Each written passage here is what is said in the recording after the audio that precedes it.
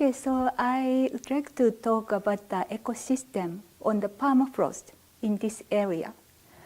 It is very, very interesting ecosystem here because here we have a very large and deep permafrost in the soil.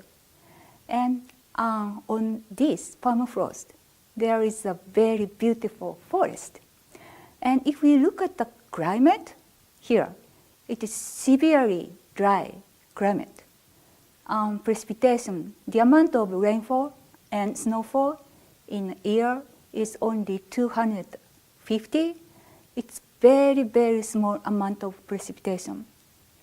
However, we have a very beautiful forest here.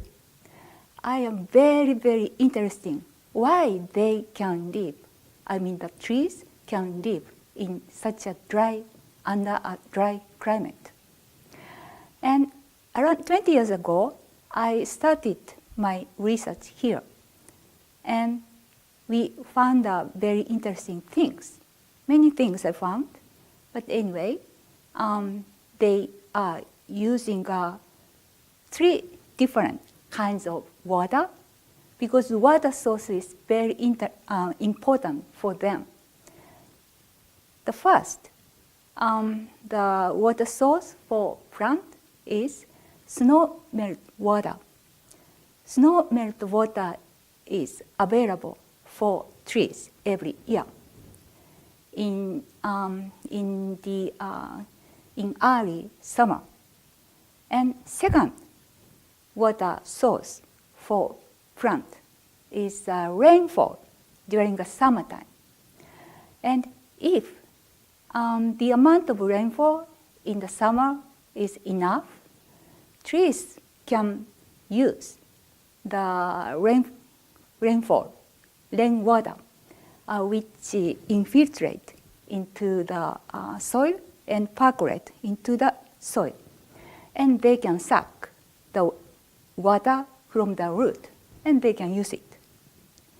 However, in some summers, we don't have enough amount of rainfall. And the amount of rainfall is not enough for plant. So in that case, they start to use the ice melt water in the soil. Because during winter time, everything is frozen in this area. So in the end of summer, if there is water in the soil, this water can be carried over during winter time until the following summer as ice. So in the beginning of summer, the soil starts to thaw or the melt, and if the rainfall during the summertime is not enough, this ice melt water is used by the plant. So even if the summer rainfall, the amount of summer rainfall is not enough, the plant can use the ice melt water in the soil. So that's why they can survive this in a very dry climate here. So this is very, very interesting result, I think. Also, the other things which is very interested in is large tree. Because maybe for all of you, large tree is very familiar.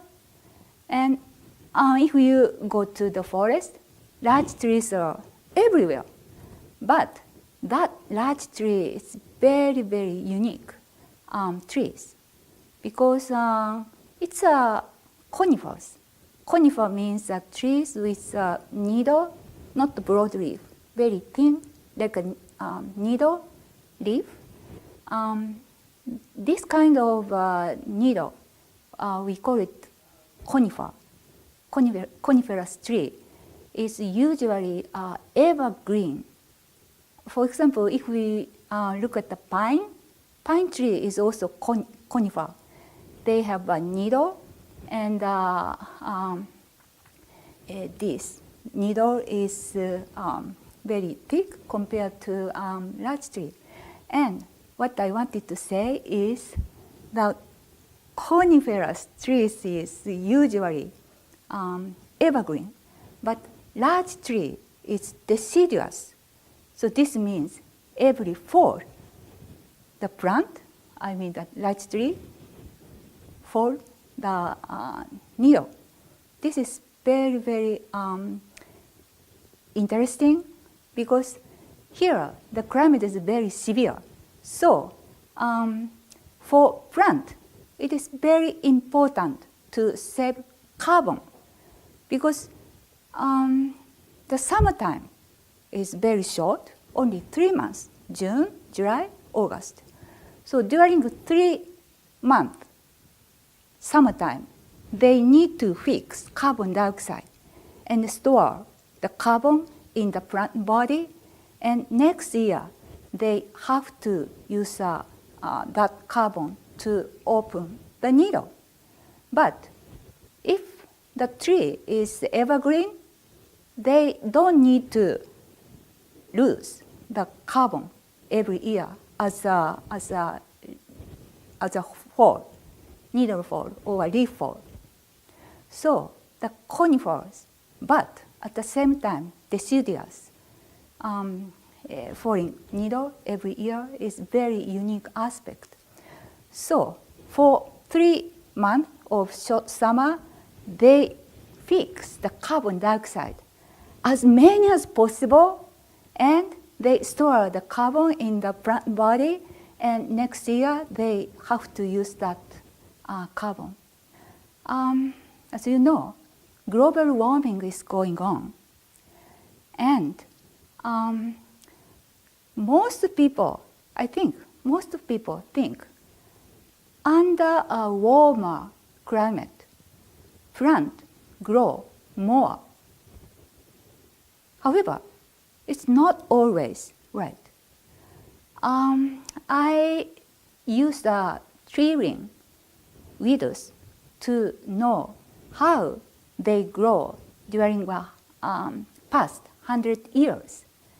And we found during a warm summer period in the past, for example, 1960, 70, and 80, those warm periods, the growth of the tree was small. So less growth during a cold period.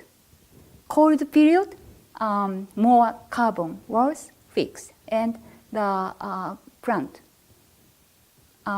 large tree, grow more. However, recently, summer temperature is going on under a global warming, and we found a very rapid increase in the temperature after 1990s. So after 1990s, the summer was actually it was hot and dry, and this hot summer, the plant growth, large growth was less. So the most people expect warm period grow more, but actually this in this area, I mean the very dry area, the trees grow in a cool period, not warm period. So the global warming is going on, and what we expect for the future for this forest under a hot or warm summer with a dry condition, the trees, I mean the large trees, cannot grow well. So if we look at how much carbon dioxide is fixed by the tree, in the future, we cannot say the carbon dioxide fixed, the amount of carbon dioxide fixed by the tree does not increase. Maybe it's decrease. And in addition, there is a high risk of the extreme event. Global warming problem is not only the temperature, but also extreme event. We call it extreme event. For example, a very, very heavy rainfall, or a heavy snowfall, or a severe drought, or a very wet condition. This kind of extreme event frequency will perhaps increase.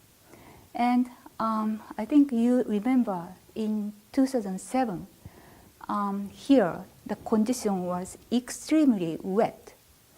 And during this extreme wet event, many trees and the trees growing in the depression and in the water died. So many large trees died during this period. So we need to expect this kind of like a disaster for large trees. So the forest, here we have a very beautiful forest, and I love this beautiful forest, but we cannot say this beautiful forest will not continue. It is not always true. So we need to prepare something. And at the same time, we need to think about the environment. And if we can reduce the carbon dioxide emission, that may help the forest in this area. Of course, not only ourselves, but all over the world, people need to do this. But anyway, the beautiful forests should be kept here, because this is not only for your treasure, because this beautiful forest is currently it's a sink of the carbon dioxide. So to keep this forest, we need to do something.